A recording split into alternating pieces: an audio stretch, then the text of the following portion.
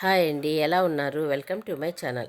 ఈరోజు మనము సులభంగా చేయగలిగే చాలా రుచికరమైన క్యారెట్ క్యాబేజ్ ఫ్రై ఎలా చేయాలో చూద్దాము. స్టవ్ మీద కడాయి పెట్టినాము. ఒక గరిటె ఆయిల్ వేసుకుందాము. ఒక స్పూన్ ఆవాలు వేసుకోండి. చూడండి, ఒక స్పూన్ జీలకర్ర వేసుకుందాము. ఒక స్పూన్ పచ్చిశనగపప్పు, మీకు ఇష్టమైతే ఇంకొద్దిగా పప్పులు వేసుకోండి. దాంట్లోనే కరివేపాకు కొద్దిగా వేసుకుందాము.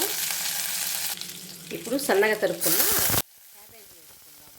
ఇట్లా సన్నగా తరుక్కోవాలి క్యారెట్ని. దీన్ని వేసేద్దాము మొత్తము. దాంట్లో ఒక్క పచ్చిమిరపకాయని చిన్న ముక్కలుగా తరుక్కున్నా దాన్ని వేసేద్దాం. చూడండి, కొంతసేపు అట్లా వేపుకుందాము. ఈ రెండు కాంబినేషన్ బాగుంటుంది, ఒకసారి ట్రై చేయండి. పిల్లలకి క్యారెట్ అంటే బేజారు పడతారు, క్యాబేజ్ అంటే ఇష్టం లేదంటారు. ఇట్లా కాంబినేషన్లో పెట్టినామనుకోండి, అది ఇష్టం ఉన్నా ఇది ఇష్టం లేకపోయినా ఏదో ఒకటి రూపంలో తినేస్తారు పిల్లలు. బాక్సులు కూడా చాలా బాగుంటుంది. చూడండి, క్రష్ చేసుకున్న తెల్లగడ్డ పాయలు అనమాట. ఒక 5-6 పాయలు ఉంటాయి. వేసుకొని కొంతసేపు వేపుకుందాం. అర స్పూను సాల్ట్ వేసుకుందాము. చూడండి, హాఫ్ స్పూను పసుపు వేసుకుందాము. మొత్తం మిక్స్ చేసుకుందాము. దీంట్లో కొద్దిగా వాటర్ అనమాట,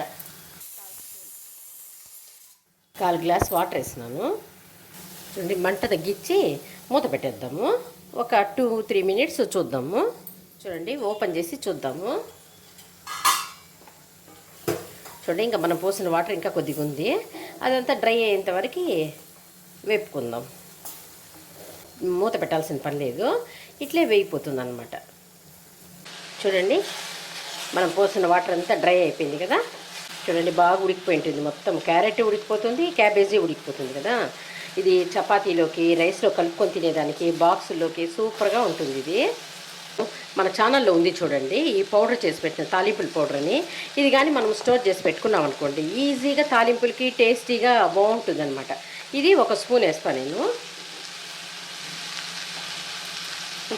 చూడండి, స్టవ్ ఆపేస్తాను. అంతే ఈజీగా తయారు చేసుకోవచ్చు. ఈ తాలింపు చాలా టేస్టీగా ఉంటుంది. ఈ వీడియో కనుక మీకు నచ్చినట్లయితే లైక్ చేయండి, షేర్ చేయండి, సబ్స్క్రైబ్ చేసుకోండి.